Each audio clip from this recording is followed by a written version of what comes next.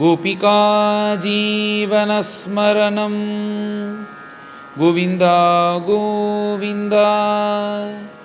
सद्गुरु विठ्ठलदास महाराज की जय।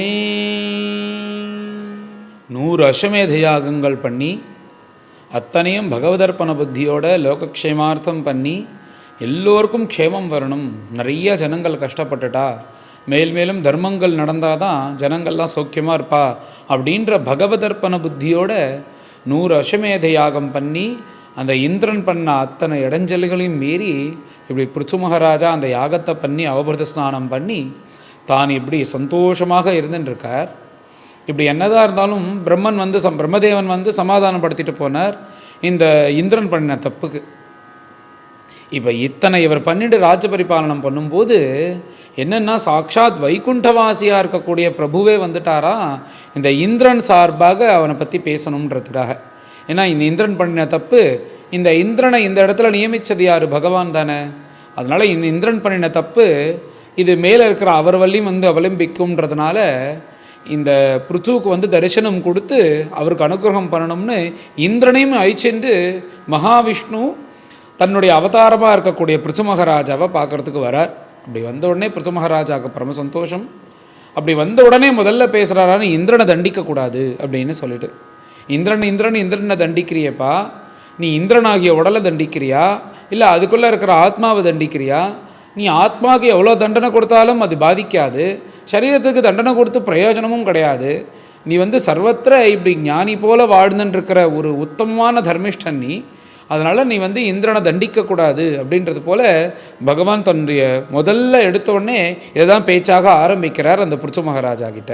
இவ்வாறு இந்திரபக்ஷமாக பேசிட்டு மேலே அந்த பிருச்சுவுக்கு தான் வந்ததுக்கு உபதேசம் பண்ணணும்னு நினைக்கிறாராம் பகவான். இந்த பிருச்சுவை பார்த்து பகவான் சொல்கிறார், இந்த கோபம் மாத்திரம் ரொம்ப பொல்லாதது. இந்த கோபம் கொண்டு நாம் பண்ணக்கூடிய எந்த செயலாக இருந்தாலும் அதில் ஒரு தடவை 4 தடவை யோசிச்சுட்டு பண்ணணும். ஆனால் அந்த கோபத்தில் என்ன பண்ணுறோன்னு தெரியாது. உமக்கே எல்லாம் தெரியும், நீரே தர்மிஷ்டர் தான், ஆனாலும் சில விஷயங்கள் நான் சொல்கிறேன்னு தெரிஞ்சுக்கோன்னு சொல்லிட்டு கோபத்தினால எதுவுமே பண்ணக்கூடாது. கோபத்தை நம்ம எவ்வளோக்கு எவ்வளோ நம்ம அடக்கிறோமோ அவ்வளோக்கு எவ்வளோ நல்லது அப்படின்னு கோபத்துடைய விஷயத்தெல்லாம் சொல்லி, இப்படி மாத்திரம் நம்ம கோபத்தை அடக்கி இந்த உலகத்தில் இருக்கிறவா பண்ணுற தப்புனால தானே நம்மளுக்கு கோபம் வருது.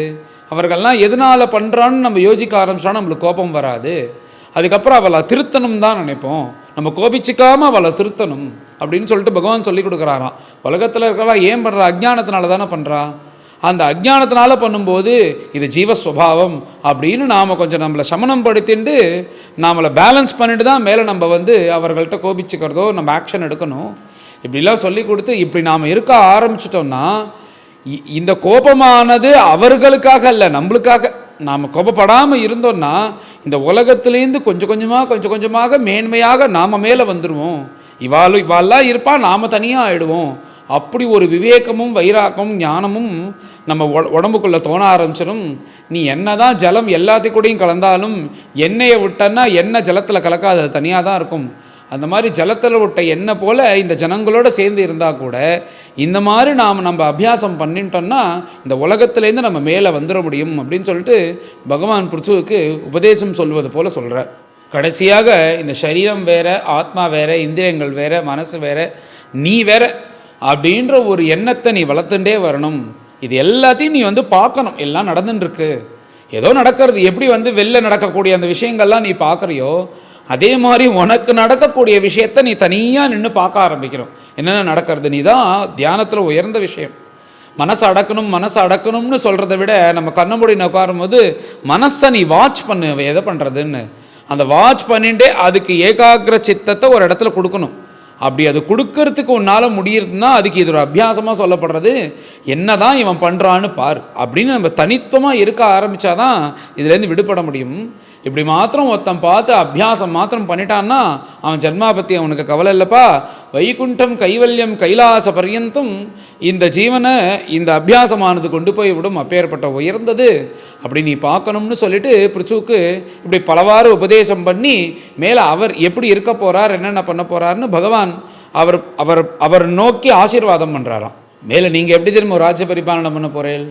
நீங்கள் தர்மத்தகா இருந்து ராஜ்ய பரிபாலனம் பண்ணிவிட்டு ஏற்கனவே தர்மத்தகா நிறையா பண்ணியாச்சு.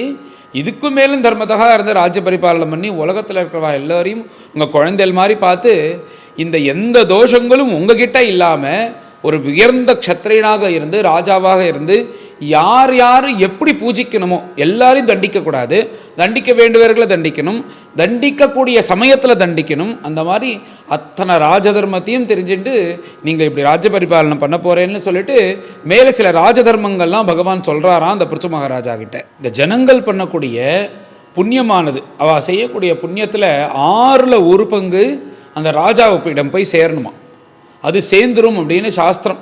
நாம் எந்த புண்ணியகாரம் பண்ணாலும், நாம் சின்ன காரியம் ஒரு சின்ன ஒரு ஏகாதச ருத்ரம் இது படிக்கிறதுலேருந்து ஆரம்பித்து நம்ம செய்யக்கூடிய அத்தனை புண்ணிய காரியத்திலையும் 1/6 ஒரு பங்கு ராஜா கிட்ட போய் சேரும். அப்படின்னா இன்றைக்கி யார் ராஜா?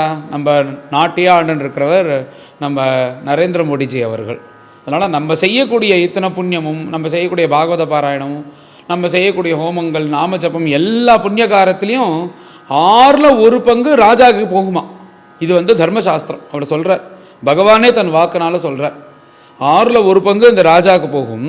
அதனால் ஏன் 1/6 ஒரு பங்கு போகிறதுனால அந்த ராஜா ஜனங்கள்டேந்து வாங்கக்கூடிய இந்த வரி பணம் டேக்ஸை எல்லாத்தையும் வாங்கிட்டு சரியாக செலவு பண்ணி அவர்களை நல்லபடியாக பார்த்துக்கணும். இதுதான் அந்த ராஜனுடைய தர்மம். அப்படி அவன் பார்த்துன்றதுனால, அப்படி அவன் பார்த்துட்டானே ஆனால் இந்த புண்ணியங்கள்லாம் அவனை காப்பாற்றுமா. இந்த புண்ணியம் அவனுக்கு போகும்ன்றது இருக்கணும். இப்படி அவன் ஜனங்களை இந்த வரி பணங்கள்லாம் வாங்கிட்டு ஒழுங்காக மாத்திரம் ராஜ்ய பரிபாலனம் பண்ணினானே ஆனால் இந்த புண்ணியமானது அவனை காப்பாற்றும். ஒரு கால் அவன் எல்லா வரி பணத்தையும் வாங்கிட்டு தன் பாக்கெட்டில் போட்டுட்டு எதுவும் உருப்படியாக பண்ணலைன்னா அத்தனை புண்ணியமும் பாபமாக மாறி அவனை நரகாதி லோகத்துக்கு தள்ளி இன்னும் கூட கஷ்டத்தை அனுபவிக்கக்கூடிய அந்த சூழ்நிலைக்கு கொண்டு விடும் இது அப்படின்னு சொல்லிட்டு சொல்கிறாராம். ஒரு ராஜாவா ஒருத்தன் உக்காண்டிருக்கிறதுன்றது சும்மா கிடையாது, அத்தனை பொறுப்புகள் இருக்குது. அப்படி இத்தனை விஷயங்கள் அவனை அவலம்பிக்கிறது நம்ம பண்ணக்கூடிய புண்ணியத்தில் ஒரு பங்கு ராஜாவுக்கு ஆட்டோமேட்டிக்காக எடுத்து வச்சிருமா. புண்ணியமும் போகும், நம்ம கட்டக்கூடிய வரி பணமும் போய் சேரும். எத்தனையும் அவனுக்கு ஏன் போகிறது அப்படின்னா ஜனங்களை நன்னா பார்த்துக்கணுன்றதுக்காக அப்படி போகும்.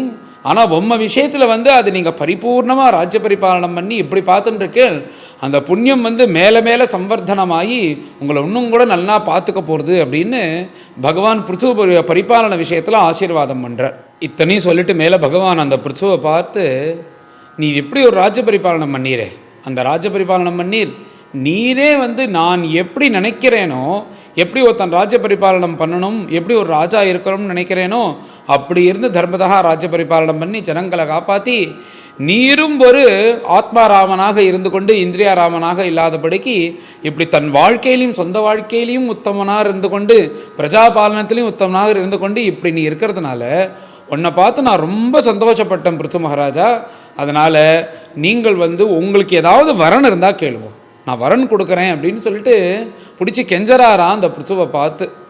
அப்படி கெஞ்சும்போது இந்த வரன் கேட்கும்போது பகவான் அப்படி ஒரு காட்சி அந்த பிருச்சு மகாராஜாவுக்கு காண்பிக்கிறார். எப்படின்னா கருடாருடனாக அந்த கருடனை நிற்க வச்சு அந்த கருடனுடைய தலையில் நல்ல பெருசாக இருக்கார் கருடன், அந்த கருடனுடைய தலையில் தன் கையானதை இப்படி சாஞ்சி கொண்டு சாய்த்துண்டு அவர் அந்த கருடன் மேலே சாஞ்சுண்டு இப்படி ஒய்யாரமாக நின்று கொண்டு அந்த பிருச்சு மகாராஜாவுக்கு பகவான் காட்சி கொடுத்துட்டே நீர் ஏதாவது வரம் கேளும் அப்படின்னு கேட்குறாராம்.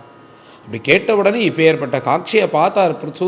இப்போ ஏற்பட்ட பிரபு, நீங்கள் வைகுண்டவாசி, நான் என்ன கடமையை தானே பண்ணினேன், நான் என்ன பெருசாக பண்ணினேன், ஜனங்களை காப்பாற்றணும் தர்மதா ராஜ்ய பரிபாலனம் பண்ணதுன்றது உங்களால் எழுதப்பட்ட சாசனம், அதை நான் என் கடமையை தானே பண்ணினேன். அப்பேற்பட்ட எனக்கு இப்படி ஒரு தரிசனமா, இப்படி ஒரு சந்தோஷகரமாக ஆனந்தகரமாக இருக்கே, இதை நான் யார்கிட்ட போய் சொல்லுவேன் அப்படின்னு எப்படி துருவசுவாமி, இவர் பரம்பரை தானே, துருவசுவாமியோட பரம்பரை தானே இந்த பிருச்சு, எப்படி தன்னுடைய குலக்கூட்டஸ்தராக இருக்கக்கூடிய துருவசுவாமி அந்த பகவானை பார்த்து கட்டிக்கணும்னு நினச்சார், முத்தமிடணும்னு நினச்சார், அப்புறம் பரித்தகா இந்த பக்கம் அந்த பக்கம் மாற்றி மாற்றி கட்டிக்கணும்னு நினைக்கிறாராம்.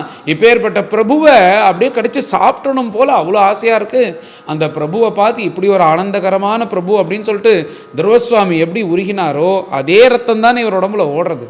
அப்பேற்பட்ட துருவசுவாமி எப்படி பகவானை பார்த்து எவ்வளோ சந்தோஷப்பட்டாரோ அப்படி இந்த பகவானை பார்க்கிறார். அவரை பார்த்த ஆனந்தத்தில் கண்லேருந்து ஜலம் கொட்டுறதாம் பாஷ்ப பரியந்தம்.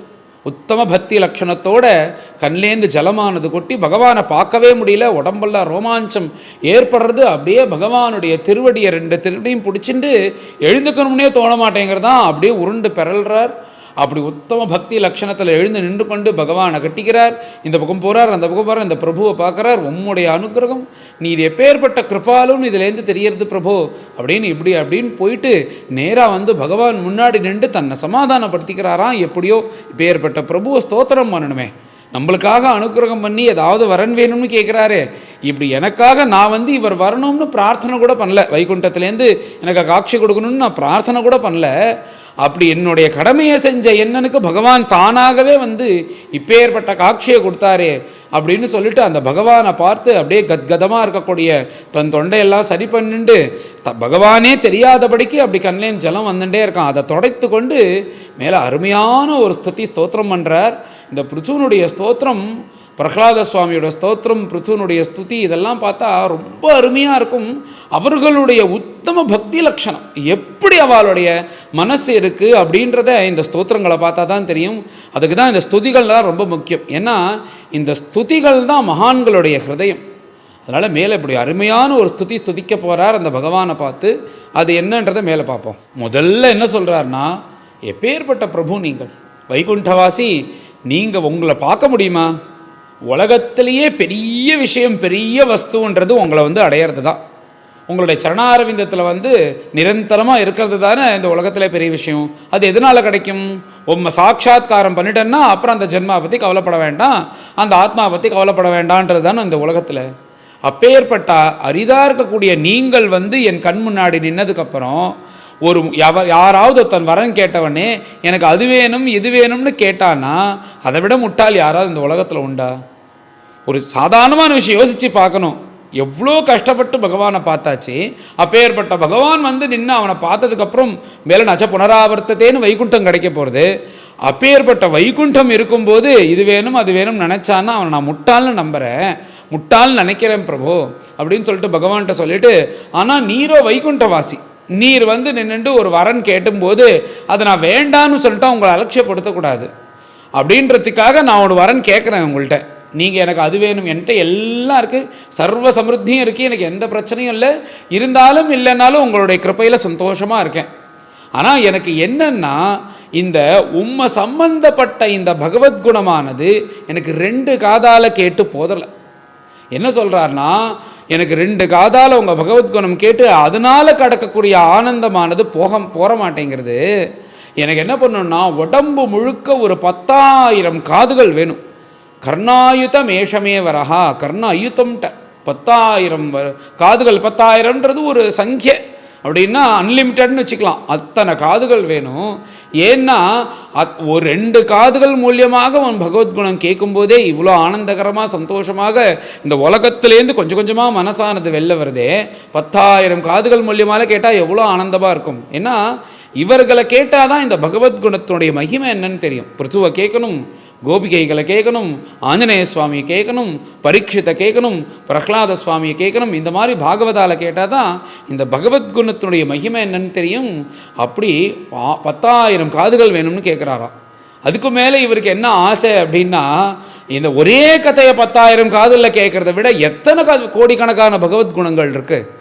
பஜனை இருக்குது, ராமசங்கீர்த்தனம் இருக்குது, இதற்கு இவைகள் எல்லாம் கேட்கணும்னா இப்போ காது மாத்திரம் வந்து ஒரு இடத்துல ஒன்று தான் கேட்க முடியும். இங்கேருந்து எழுந்து போனால் தான் அடுத்தது கேட்க முடியும். இவர் என்ன நினைக்கிறார்னா 10,000 காதுகள் இருக்கணும், அதில் 10,000 விதமான பகவத்குணங்கள் வரணும்.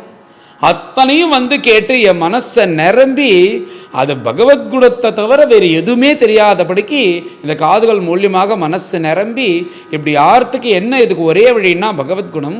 அதுக்கு 2 காது போராது, 10,000 காதுகள் வேணும் அப்படின்னு பகவான்கிட்ட இப்படி அருமையாக பிரார்த்தனை பண்ணி கேட்குறார். உம்முடைய கதாமிருதத்திலேருந்து அந்த அமிர்தம் இருக்கணும், அந்த அமிர்தத்திலேருந்து அதை அனுபவிக்கக்கூடிய ஆனந்தம் ஒரு தேன் மாதிரி பிரவகிச்சதுன்னா அதுலேருந்து ஒரு சொட்டு அந்த கதாமிருதத்தை மாத்திரம் ஒருத்தன் அனுபவிச்சுட்டான்னா இந்த உலகத்தையே மறந்து போய்டுறோம்.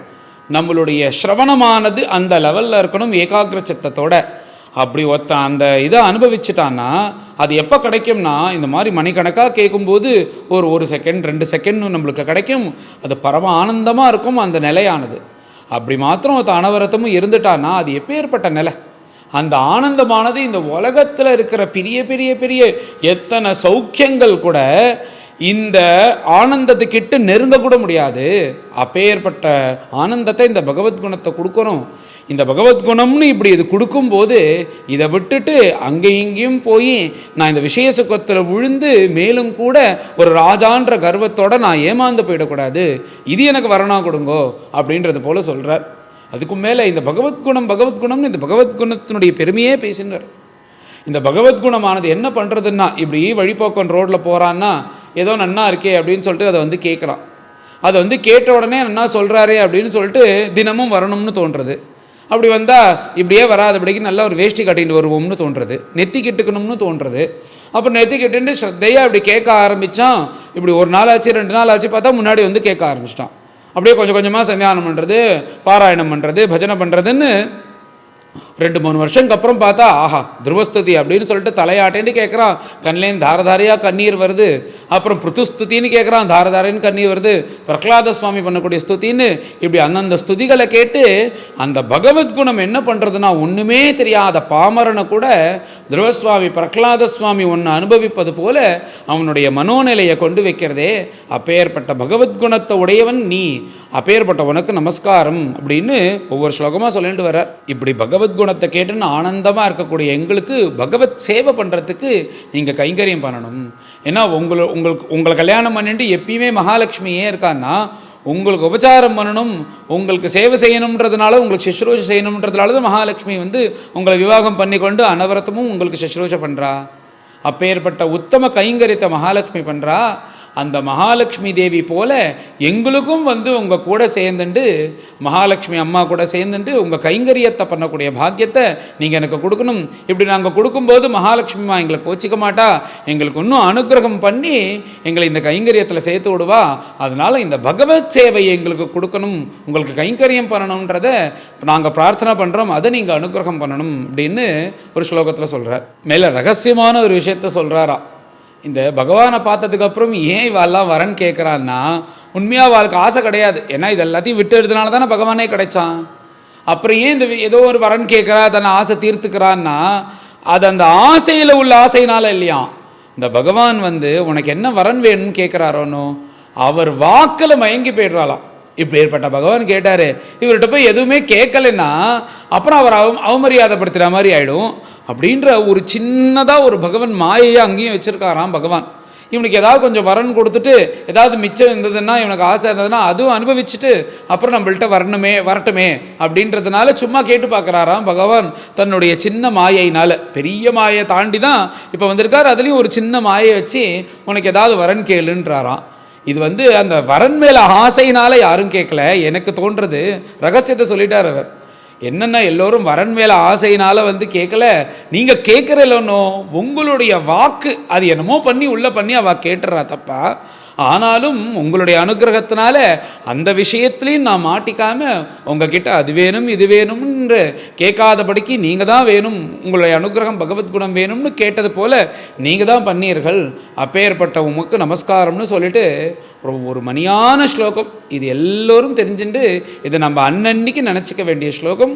நம்மளுக்காக சொல்கிறாராம் பகவானை பார்த்து இந்த ஸ்லோகத்தை. பொதுவாக ஜனங்கள் இந்த உலகத்தில் வாழ்ந்துட்டுருக்கா, வாழ்ந்துட்டுருக்குமோ அது வேணும் இது வேணும் அது வேணும் இது வேணும் பகவான்கிட்ட போய் கேட்குறா. இவர் என்ன சொல்கிறாருன்னா, நாமெல்லாம் யார், பகவானால் சிருஷ்டிக்கப்பட்ட ஜனங்கள். அப்படின்னும் போது பகவானுடைய குழந்தைகள் நம்ம. ஒரு குழந்தைக்கு அப்பா என்றைக்குமே நல்லது தான் பண்ணுவார், அதனால் என்றைக்கும் ஹானியே பண்ண மாட்டார். நாம் வாழும்போது அது வேணும் இது வேணும்னு அது நினைக்கிறோம் இது நினைக்கிறோம், நிறையா விஷயங்கள் நடக்கிறது, நிறையா விஷயங்கள் நடக்காத போது நடக்கலைன்னா கடவுள் இல்லைன்றோம், நடந்தால் கடவுள் இருக்காருன்றோம். இப்படிலாம் ஒரு மோகத்தில் வாழ்ந்துட்டுருக்கோமோன்னோ. இப்படி வாழ்ந்துட்டு இருக்கும்போது இதை பற்றிலாம் நீ கவலைப்படாத அப்படின்ற. நீ வந்து பகவானுக்கு குழந்தை அப்படின்னும் போது ஒரு அப்பா ஒரு குழந்தைக்கு என்ன அவனுக்கு வந்து அனுகூலமோ, எது அவனுக்கு இடைஞ்சல் ஆகாதோ, எது அவனுக்கு ஹிதகரமோ அதுதான் பண்ணுவார். அவனுக்கு பிடிச்சதெல்லாம் கொடுக்க மாட்டார் ஒரு அப்பா. அவனுக்கு பிடிச்சதேன்றதுக்காக 10 வயசில் ஃபோன் வாங்கி கொடுத்தான்னா, அழுதான்னு ஃபோன் வாங்கி கொடுத்தான்னா வீணாக போயிடுவான். அந்த வயசில் ஃபோனோட கூட வயசு கிடையாது, அது அந்த டைமில் படிக்கிறக்கூடிய வயசு தான். அப்போ வந்து தெரியாமல் பிடிச்சது பண்ணுறவர் அப்பா கிடையாது, அவனுக்கு ஹிதம் பண்ணக்கூடியவர் தான் உண்மையான நல்ல அப்பா. அதே போல் நம்ம எத்தனையோ விஷயங்கள் இந்த உலகத்தில் கேட்குறோம், நடக்கலை அப்படின்ன உடனே கடவுளுக்கு கருணை இல்லை, எனக்கு மாத்திரம் நடக்க மாட்டேங்கிறது அப்படின்னு நினைக்கிறோம். அப்படி நம்ம ஒரு பொழுதும் நினச்சிடக்கூடாது அப்படின்னு சொல்லி கொடுக்குறாராம். யதாச்சரேத் பாலஹிதம் பிதாஸ்வயம் ததாத்வமேவ அருகசினஹா சமீஹிதம். நான் என்னை பற்றி நான் கவலைப்பட்டதே இல்லை பிரபோ, கவலையும் படமாட்டேன். ஏன்னா எனக்கு என்ன கொடுக்கணும்னு உனக்கு தெரியும். நான் பண்ணுறதை பண்ணிகிட்டே இருக்கேன். ஒரு கால் அது நடக்கலை அப்படின்னா இது எனக்கு ஹானிகரம், இது எனக்கு பின்னாடி இடைஞ்சல் கொடுக்க போகிறது, அதனால தான் நீ எனக்கு பண்ணலை அப்படின்னு நான் என்னை தெரிஞ்சுக்கிறேன். அதனால் உன்னுடைய சங்கல்பமானது என்றைக்குமே சரியாக தான் இருக்கும். அது எனக்கு கஷ்டம் வந்தால் கூட பரவாயில்ல. ஏன்னா கஷ்டம் நிறைய இருக்கே, அனுபவத்தினால தான் நாசமே ஆகும்.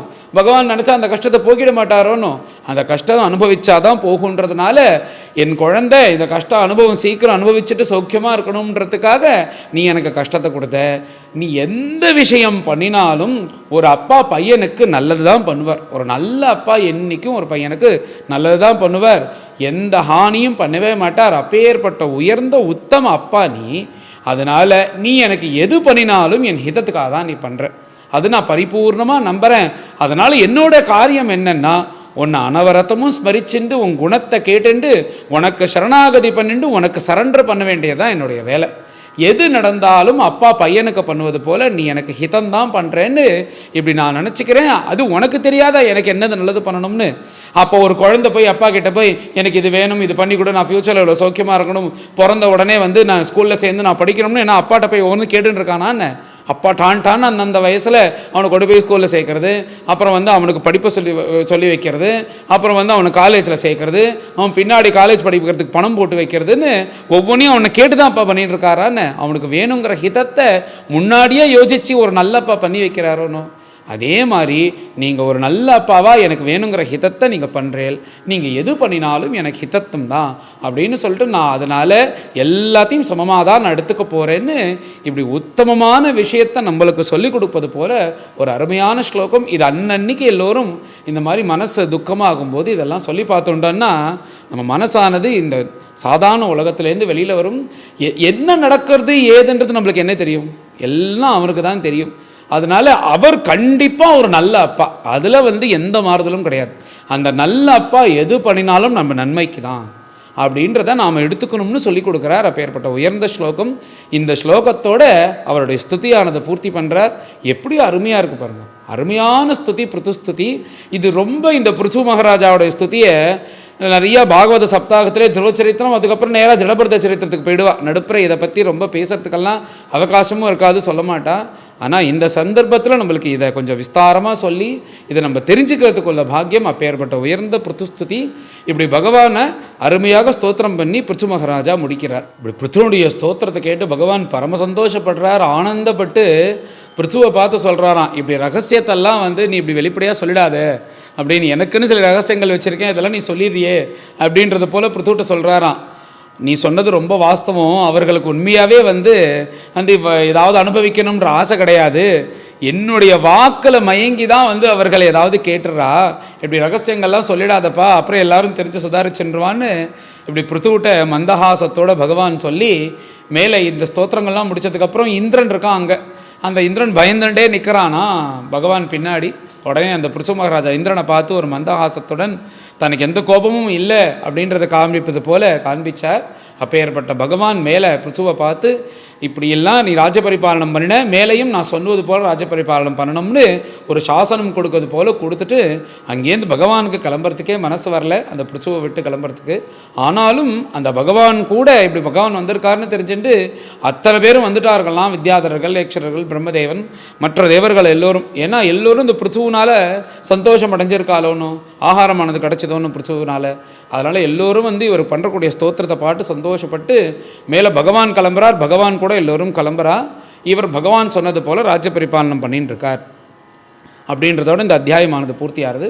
மேலே எல்லோரும் கலந்து பாராயணம் பண்ணுவோம். அச்சவிம்சோத்யாயः மைத்ரேயோ வாச பகவானபி வைகுண்டः சாகம் மகவதா விபுः யஜ்ஞைः யஜ்ஞபதிஸ்துஷ்டः யஜ்ஞபுக் தமபாஷதா श्रीभगवानुवाच एष ते अकार्षीत् भङ्गं हयमेधशतस्यः क्षमापयत आत्मानम् अमुष्य क्षन्तुमर्हसि सुधियः साधवो लोके नरदेव नरोत्तमाः नाभिद्रुह्यन्ति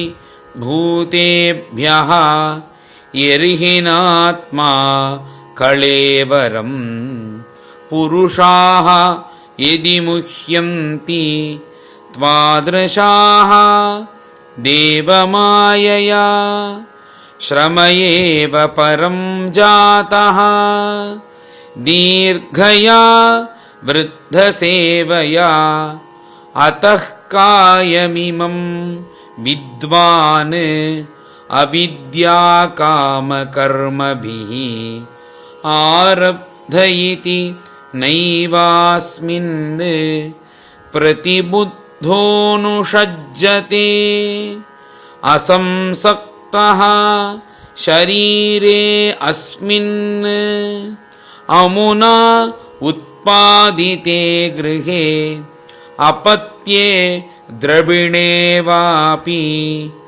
कः कुर्यात् ममतां बुधः एकः शुद्धः स्वयं ज्योतिः निर्गुणोऽसौ गुणाश्रयः सर्वगः अनावृतः साक्षी निरात्मा आत्मा आत्मनः परः य एवं सन्तम् आत्मानम् आत्मस्थं वेदपूरुषः नाज्यते प्रकृतिस्थोऽपि तद्गुणैः समयस्थितः यस्वधर्मेण मां नित्यं निराशीः श्रद्धयान्वितः भजते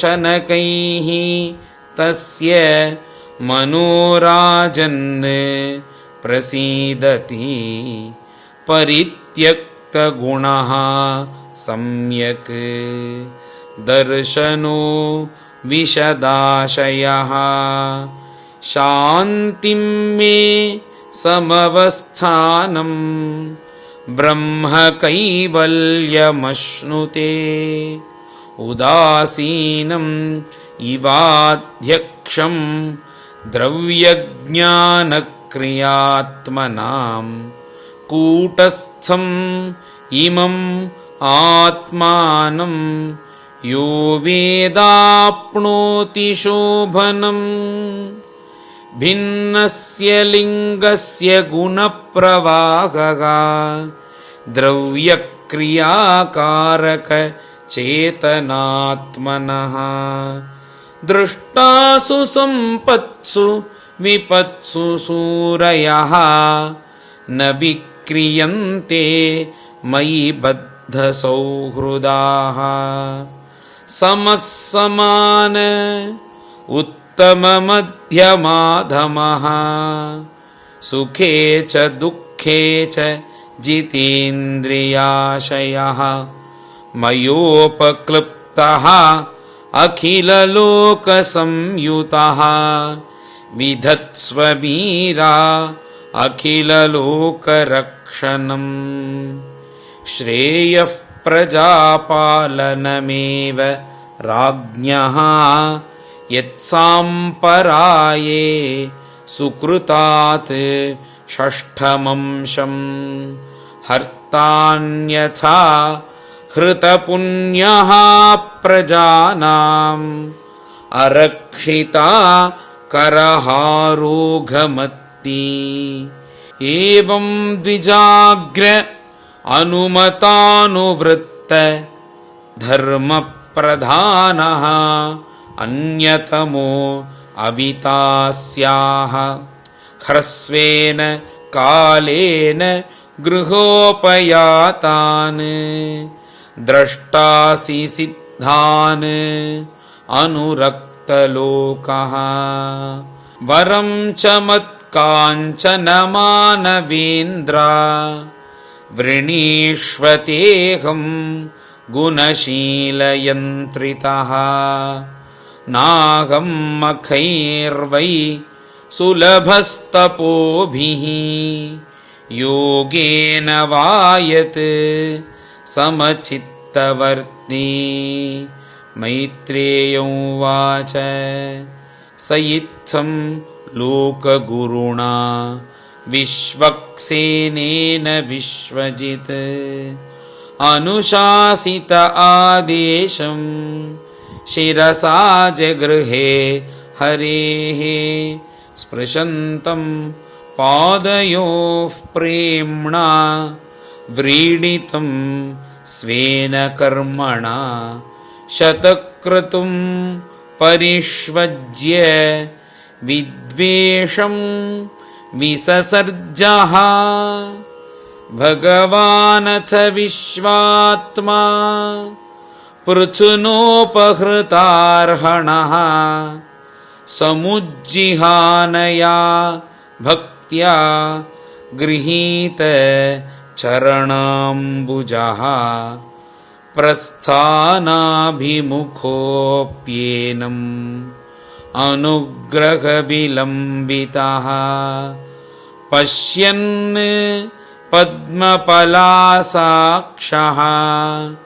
न प्रतस्थे सुहृत्सताम् स आदिराजो रचिताञ्जलिर्हरिं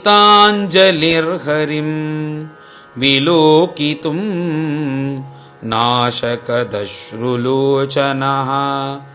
न किञ्चनोवाच स बाष्पविक्लवः हृदोपगुह्यामुम्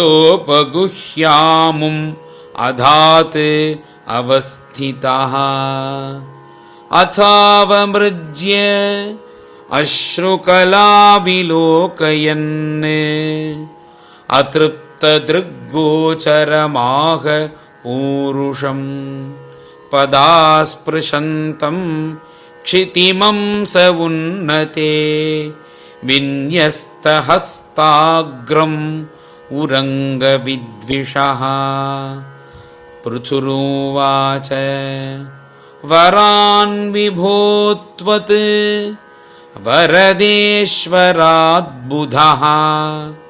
कथं वृणीते गुणविक्रियात्मनाम् ये नारकानाम् अपि सन्ति देहिनां तानीश कैवल्यपते वृणेन च न कामयेनाथ तदप्यहं क्वचित् न यत्र युष्मत् चरणाम्बुजासवः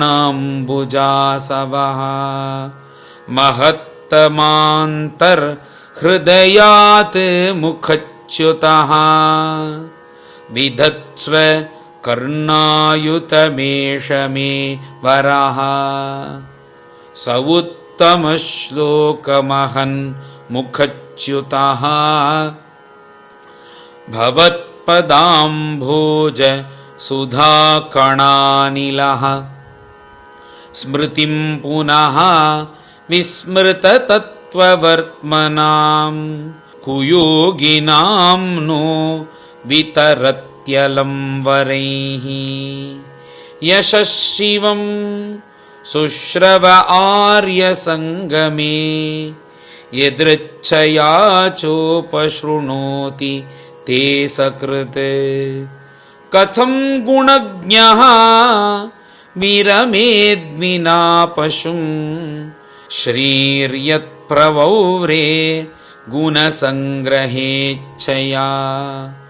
अथा भजेत्वाखिल पूरुषोत्तमं गुणालयं पद्मकरेवलालसः अप्यावयोः एकपतिस्पृधोः कलिः न स्यात्कृतः त्वच्चरणैकतानयोः जगज्जनन्यां जगदीशवैशसं स्यादेव यत्कर्मणि न समीहितं करोषि फल्गु अपि उरुदीनवत्सलः स्वयेव धिष्ण्ये अभिरतस्य किं तया भजन्त्यथ त्वामत एव साधवः व्युदस्तमाया गुणविभ्रमोदयम् भवत्पदानुस्मरणादृते सतां निमित्तमन्यत् भगवन् न विद्महे मन्ये गिरं ते जगतां विमोहिनीं वरं वृणीष्वेति भजन्तमात्थयद् वाचानुतन्त्या यदि ते जनोऽसितः कथं पुनः कर्म करोति मोहितः त्वन्माययाद्धा जनईश खण्डितः यदन्यदाशास्त ऋतात्मनो बुधः यथा चरेत् बालहितं पिता स्वयं तथा त्वमेव अर्हसि नः समीहितुम्। मैत्रेय उवाच इत्यादिराजेन नुतः स विश्वदृक् तमाह राजन् मयि भक्तिरस्तु ते दिष्ट्येदृशी धीर्मयि ते कृता मया मायां मदीयां तरति स्म दुस्त्यजां तत्त्वं कुरु मया दिष्टम् अप्रमत्तः प्रजापते मदादेशकरो लोकः सर्वत्राप्नोति शोभनम्।